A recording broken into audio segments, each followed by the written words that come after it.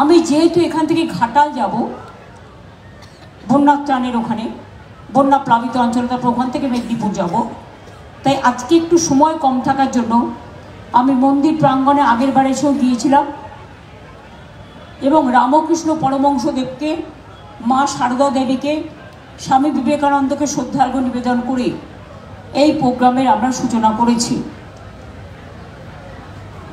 ওনারা সব প্রোগ্রামে, মহারাজরা আমার প্রোগ্রামে যায়, জগন্নাথ ধাম থেকে শুরু করে দুর্গাপুজো। তাদের আশিস, তাদের স্নেহ, তাদের শুভকামনা, তাদের আশীর্বাদ সব সময় আমরা পাই।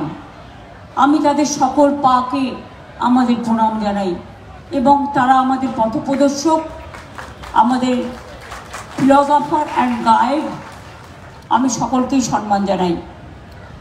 আজকে তাদের দাবি মেনে অতিথিশালা, ভোগঘর এবং পার্কিং সেন্টারের উদ্বোধনের ফাউন্ডেশন স্টোন করা হলো। আমি সিএসের সাথে কথা বললাম, পিডব্লিউডির সাথেও কথা বললাম।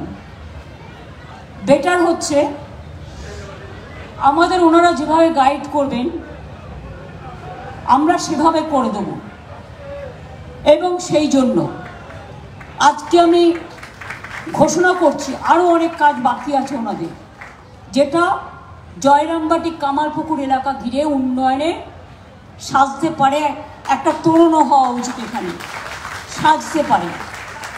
সেই জন্য আমি স্বামী লোকোত্তরানন্দ মহারাজকে চেয়ারম্যান করে আমি একটা জয়রামবাটি কামালপুকুর ডেভেলপমেন্ট বোর্ড তৈরি করে দিচ্ছি।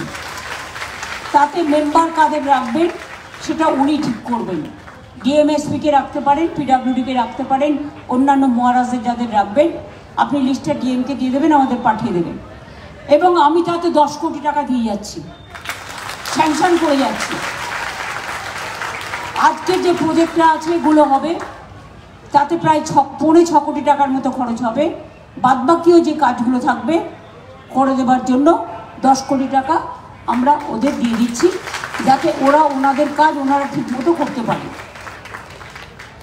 আপনারা জানেন আমাদের সাথে স্বামীজি, রামকৃষ্ণ পরমহংসদেব, সারদা মা সকলের একটা অন্যতম সম্পর্ক, ঐতিহাসিক, ধার্মিক, মানবিক সম্প্রীতি, যারা বাংলাকে পথ দেখিয়েছিলেন, শুধু নয় সারা বিশ্বকে পথ দেখিয়েছিলেন।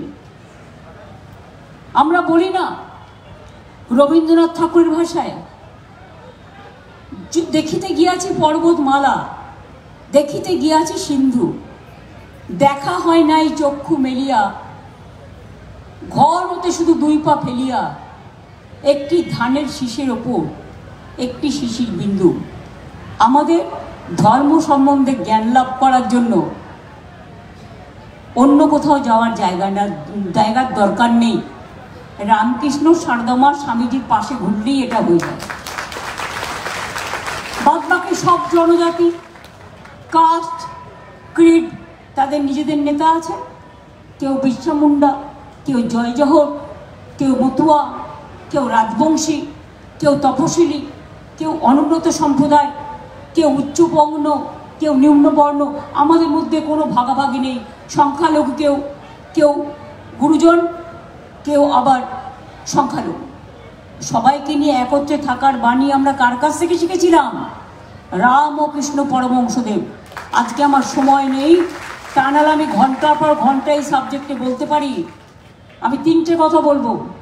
রামকৃষ্ণ পরমহংসদেবের কথামৃতটা ভালো করে পড়ুন, যেখানে উনি লিখেছিলেন, ওরে টাকা মাটি, মাটি টাকা। মানবিকতার পথ দেখিয়েছিলেন, সামাজিক সংস্কারের পথ দেখিয়েছিলেন, সমাজকে, মানুষকে চরিত্র গঠনের কথা বলেছিলেন এই কথাটির মধ্যে দিয়ে। 2 কি বলেছিলেন? জলকে কেউ জল বলে, কেউ পানি বলে, কেউ ওয়াটার বলে, তফাৎ তো এটুকুই কথার মধ্যে। রক্ত কিন্তু সবার এক, এটা আমি বললাম, এই ভেবেই বলেছিলেন। তিনি আর একটা কথা বলতেন, ওরে কেউ মাকে মা বলে, কেউ মাদার বলে, কেউ আম্মা বলে, তফাৎ এইটুকুই। এর থেকে বেশি কিছু নয়। এটাই কিন্তু আমাদের শিক্ষা। আমি এখানে অরুণ গুইসহ সকলকেই যেতে পারছি, যাদের অনেকের হয়তো নাম আমার বলা হয়নি, এটা কিছু মনে করবেন না, সবসময় সময়ের কম থাকার জন্য হয়। আর স্বামীজি কি বলেছিলেন, যখন ভারতবর্ষের স্বাধীনতা আন্দোলনের উত্থানের স্বপ্নও কেউ ভাবতে পারেনি, তিনি হিন্দু ধর্মকে জয় করে এলেন শিকাগোতে গিয়ে।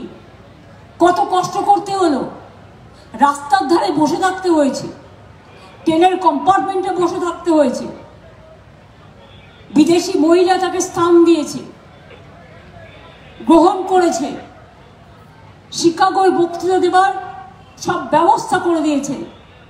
যখন তিনি প্রথম ঢুকেছিলেন অনেকে ভাবছিল আরে এ আর কি করবে, মাত্র 39 বছর বয়সে উনি যা করে গেছেন তা আর কেউ করে দেখাতে পারবে না, এটা আমি বিশ্বাস করি।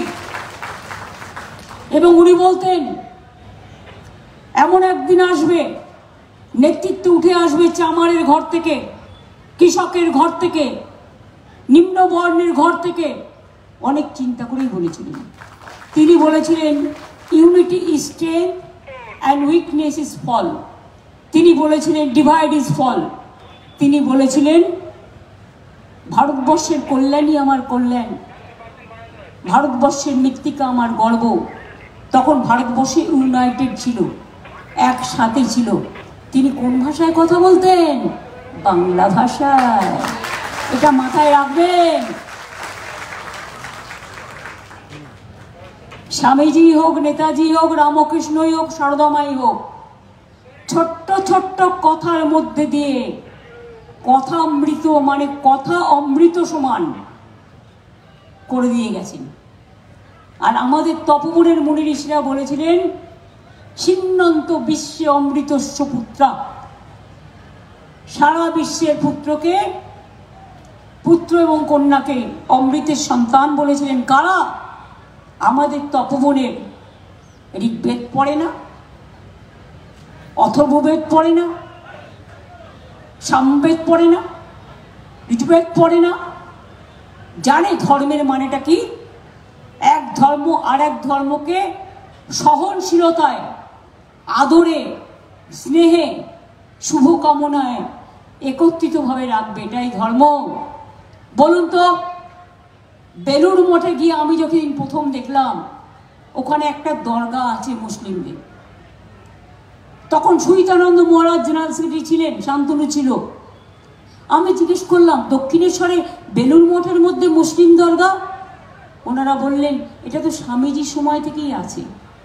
তাই তারা বেলুড় মঠে যদি মানুষকে প্রাণ দিতে পারে, জান দিতে পারে, রামকৃষ্ণ মঠে দিতে পারে, তাহলে কারা গুলিয়ে দিচ্ছেন আর বলে দিচ্ছেন বাংলা মানে কোনো ভাষাই নেই? আরে বাংলা ছাড়া ভারত হয়?